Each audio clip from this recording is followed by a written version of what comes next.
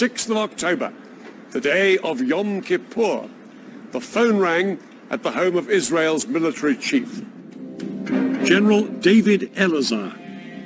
Elazar had been made Israeli Chief of Staff after a long military career and a host of victories.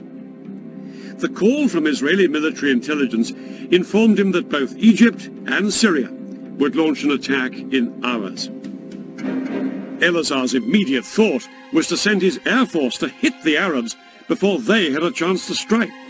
But that decision could only be taken in the halls of power by Israel's politicians, and ultimately that meant one person, Israel's Prime Minister, Golda Meir. This 75-year-old was seen as the Iron Lady of Israeli politics, but she said no to airstrikes. She argued that if Israel was to win international support after the Six-Day War, it had to be seen not as the aggressor, but the victim. Elazar was appalled at his leader's reaction. He was only given permission to mobilize a fraction of the reservists he needed, and yet, within a few hours, his country would face invasion on two fronts. Egypt and Syria were poised to launch their attack.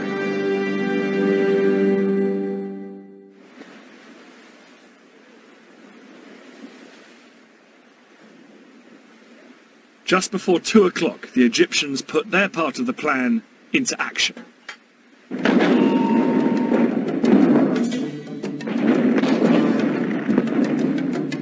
Their assault across the canal on the forts of the Bar Lev line was such a momentous event in Egyptian history, it was later restaged for the cameras.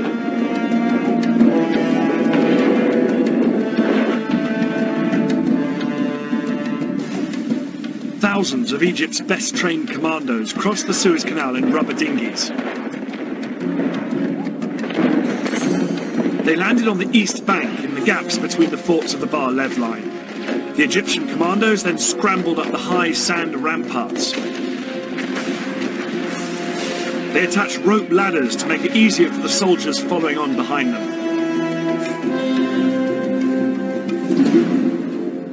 Behind this first wave were 100,000 Egyptian infantry and more than 1,000 tanks waiting to cross the canal, but the biggest obstacle to them were the giant sand ramparts on the Israeli side. These were as much as 60 feet in height.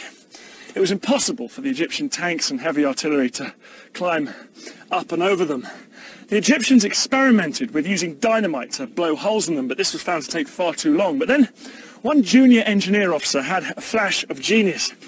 He suggested using high-pressure hoses to blast the ramparts with water from the canal.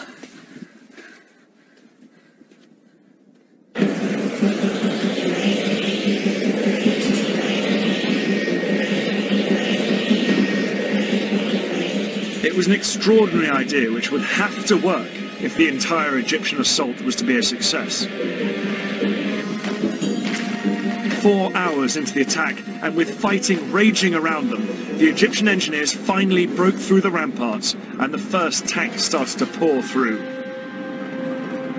I never believed I would see the day when I was in Sinai. But this was actually a Sinai.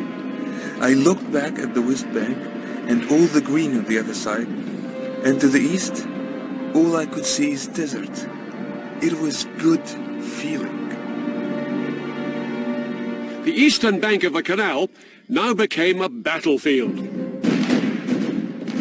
The Israelis manning the forts sprayed machine gun fire at their Egyptian attackers to try and stem the tide. But within 2 hours, 23,000 of Egypt's infantry were on the east bank, and had advanced up to 1 mile into Sinai.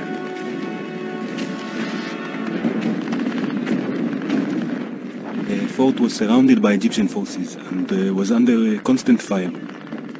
We made repeated calls for help. We fired from time to time and reported back what we saw. But mainly, we tried to keep up our morale. But the Israelis were sure that their air force would come to the rescue. The first Israeli jets were sent in at 4 p.m., flying low over the desert. But As they approached the canal, they found themselves under attack from the ground. The Egyptian SAM missiles and anti-aircraft guns caused havoc. As Israeli planes were shot down that afternoon, it soon became clear that Egypt's elaborate air defense umbrella was working. Israel's single greatest weapon, its air force, was virtually powerless to hold back the Egyptian onslaught. The most immediate hope for the Israelis surrounded in the forts were Israeli tanks stationed just a few miles away.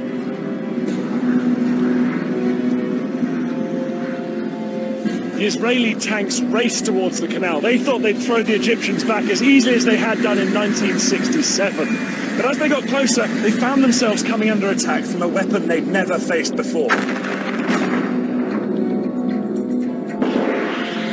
The Saga missile. This Soviet-made weapon was specifically designed to punch through the thick metal armour of tanks. Yet it was small enough to be carried onto the battlefield in a backpack.